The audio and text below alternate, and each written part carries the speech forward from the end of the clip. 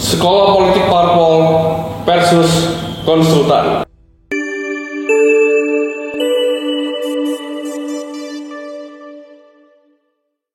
Teman-teman Citra Indonesia, kami jamin Anda menang. Pak Yanto, apa kabarnya Pak Yanto? Baik. Pak, saya sekilas mau menanyakan Pak terkait dengan sekolah politik parpol Pak. Untuk lulusannya ataupun kaderisasi seperti apa sih Pak? Iya, Mas Yuki. Sekolah politik parpol itu sebenarnya ditujukan kepada kader-kader internal partai-partai politik.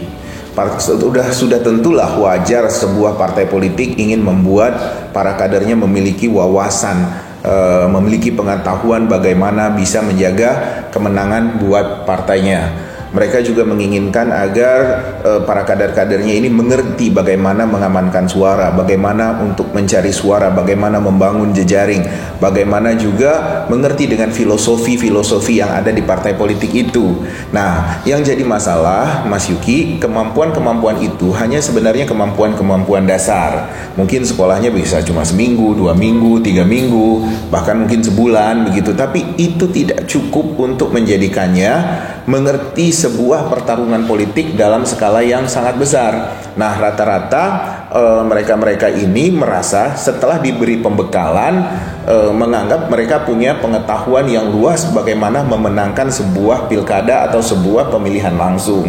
Sehingga ketika mereka kembali di daerah-daerah, mereka menganggap bahwa mereka mengerti semua tentang pemenangan, bagaimana memenangkan kandidat. Apalagi apabila mereka itu rajin mencatat, kemudian menyerap ilmu secara baik, kemudian mereka menganggap bahwa apa yang mereka dapat selama sekolah partai politik itu bisa menjadi bekal mereka, dibaurkan atau digabungkan dengan pengalaman mereka dalam pentas-pentas politik atau kegiatan-kegiatan politik. Mereka menganggap semua itu sudah cukup untuk bisa menjadi seorang konsultan. Karena banyak yang saya dengar, beberapa mereka setelah selesai sekolah begitu, sekolah-sekolah parpol ini di daerah-daerah gerilya meyakinkan seseorang bahwa dia adalah konsultan dan mengerti semua bagaimana memenangkan seorang kandidat, begitu Mas.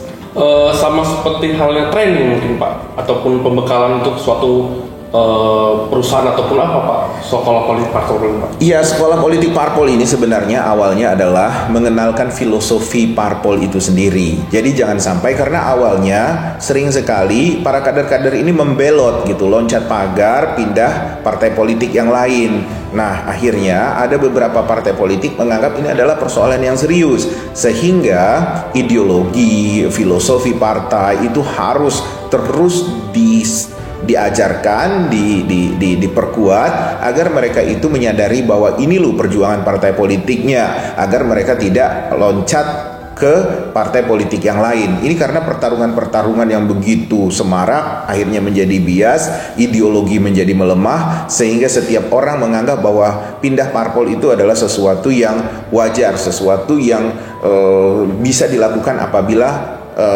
partai baru itu bisa mendukung kepentingan politik mereka. Padahal kan tidak seperti itu. Nah, disitulah makanya partai politik menganggap mereka perlu melakukan sekolah-sekolah politik internal mereka seperti in-house training begitu.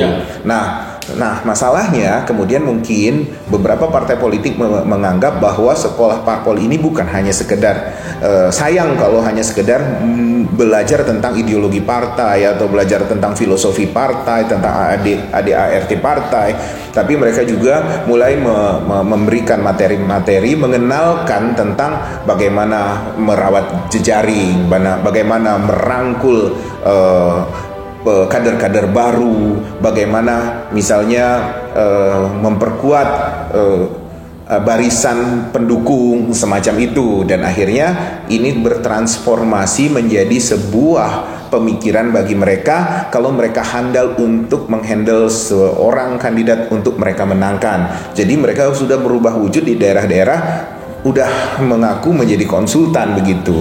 Ya bagi saya nggak apa-apa juga kalau misalnya kandidat itu percaya. Cuma ya kasihan juga sama kandidat yang percaya gitu, karena kandidat kan membayar konsultan itu memang harus membayar mahal dan memeriksa latar belakangnya. prestasi-prestasi apa yang sudah mereka punya dan jejaring-jejaring pada level-level mana itu juga kan harus diperiksa.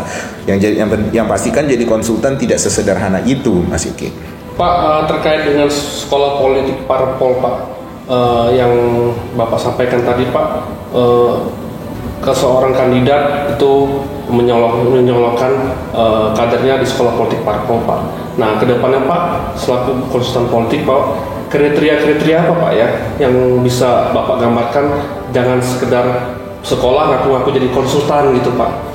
Iya, yang pasti untuk menjadi konsultan itu perlu pendidikan yang mumpuni.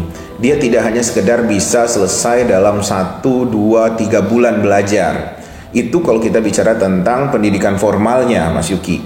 Dan sudah jelas bahwa yang memiliki pendidikan formal di Indonesia yang punya kaitan langsung dengan kemampuan sebagai konsultan itu tidak banyak, hanya bisa dihitung dengan jari. Dan karena seperti yang saya bilang di video sebelumnya bahwa mereka lebih banyak yang belajar tentang pemasaran, belajar tentang personal branding, belajar tentang periklanan, tentang packaging, segala macam itu, jejaring gitu, mereka rata-rata masuk di dunia periklanan gitu. Mereka masuk dalam dunia marketing. Nah, mereka yang belajar ini pun tentu secara formal jelas punya bobot gitu. Tapi bobot ini juga tidak cukup apabila mereka tidak punya pengalaman, tidak cukup apabila mereka tidak memiliki insting politik. Mereka juga tidak cukup hanya sekedar 1-2 kasus kemudian menganggap bahwa ini bisa menjadi sebuah guidance dan copy paste buat mereka dalam memenangkan seorang klien.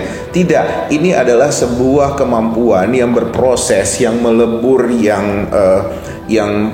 yang diuji berkali-kali berdasarkan dari latar belakang pendidikannya maupun pengalaman-pengalaman dia di domain politik, di wilayah politik, di panggung politik. Nah, dia juga yang paling penting adalah dia harus juga punya jejaring. Dia punya akses yang baik dengan ketua umum parpol, dia juga punya akses yang baik dengan elit. Jadi bukan hanya sekedar kenal dengan bupati, kenal dengan gubernur, dengan beberapa anggota dewan. Tidak, ketika ada sebuah tekanan politik yang besar dalam memenangkan klien yang dilakukan misalnya oleh parpol pesaing, itu harus bisa dihandle oleh seorang konsultan. Jadi konsultan itu dia bisa menghandle segala macam tantangan dan segala jenis manajemen kampanye. Kemudian strateginya juga dia harus bangun. Jadi kalau cuma sekedar belajar sekolah politik parpol yang rata-rata pendekatannya atau penekanannya hanya pada ideologi partai politik, kemudian bagaimana menjaga jaringan untuk pemenangan seorang kandidat, itu sangat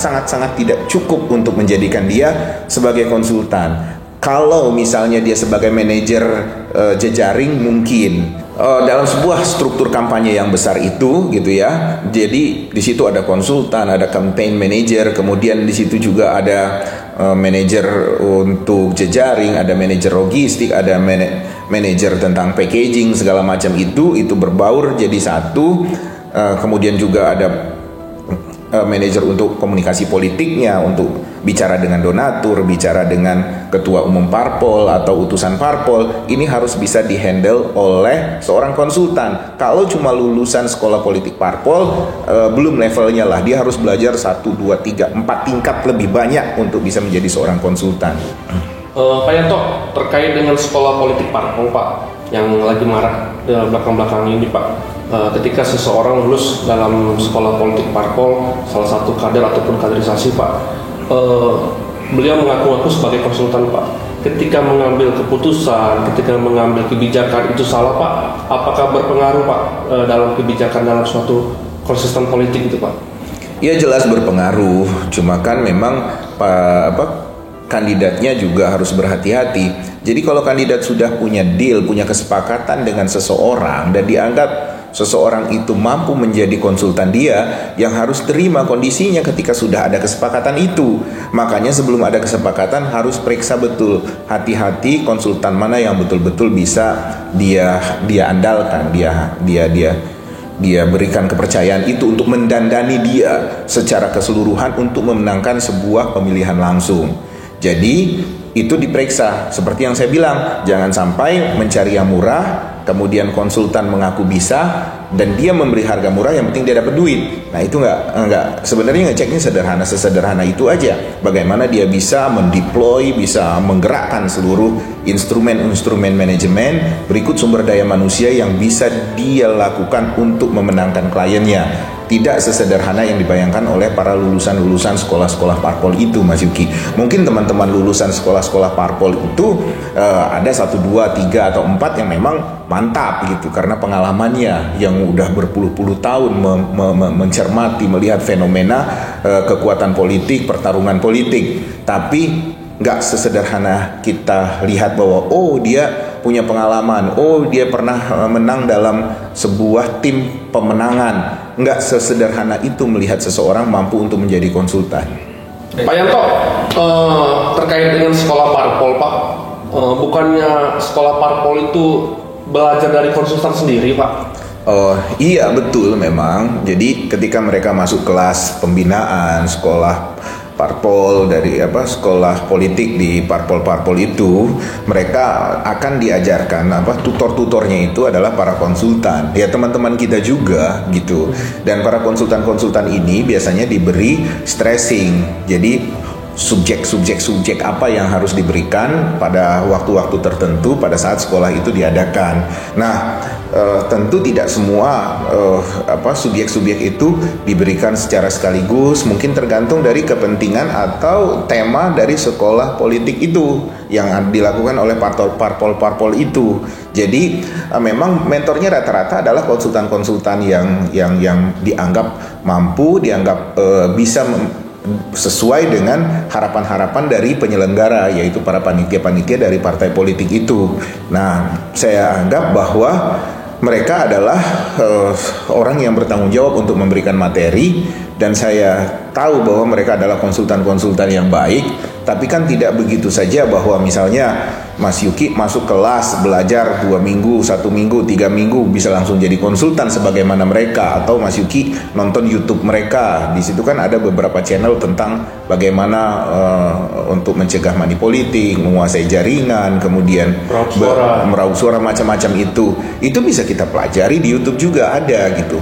Cuma masalahnya apakah itu bisa dioperasionalkan pada situasi tertentu, pada kondisi tertentu, pada pertarungan tertentu, pada suhu politik tertentu, dan macam-macam. Jadi tidak sederhana gitu, Mas. Pak, untuk citra Indonesia sendiri Pak, terkait dengan sekolah parpol yang marak kali ini Pak, menurut Bapak Pak, selaku konsultan politik Pak, apakah ini harus dilegalitaskan atau ditertibkan? Menurut Bapak seperti apa gitu? Ya apa-apa, itu kan sekolah internal, kan in-house training. Jadi hak-hak partai-partai politik itu untuk menyelenggarakan itu, dan hak-hak mereka juga untuk menampung atau mengundang kader-kader mereka untuk bersekolah. Kemudian juga hak-hak para peserta dan alumni-alumni itu juga kemudian ketika pulang dari pelatihan itu, kemudian ada pilkada, mereka mengatakan mereka bisa menjadi konsultan, itu nggak apa-apa juga. Toh yang mengaku konsultan kan sekarang tidak juga bersertifikat. Setiap orang bisa jadi konsultan. Cuma masalahnya kasihan dengan para kandidat yang tidak paham tentang ini. Makanya kita bikin diskusi tentang perbedaan-perbedaan konsultan, surveyor, tukang polling, kemudian alumni lulusan sekolah politik ini, begitu Mas Yuki, agar para kandidat itu paham bahwa banyak orang berlabel konsultan tapi sebenarnya punya varian-varian yang berbeda, dan yang benar-benar konsultan itu tidak banyak. Terima kasih Pak atas penjelasan terkait dengan konsultan politik versus dengan sekolah politik parpol. Semoga sekolah politik parpol ataupun konsultan politik mendapatkan kader-kader yang handal di Indonesia ini. Oke teman-teman Citra Indonesia, demikian pembahasan kali ini terkait dengan konsultan politik parpol versus konsultan. Teman-teman Citra Indonesia, jangan lupa tetap pantengin terus di channel konsultanpolitik.com dan tetap like and share.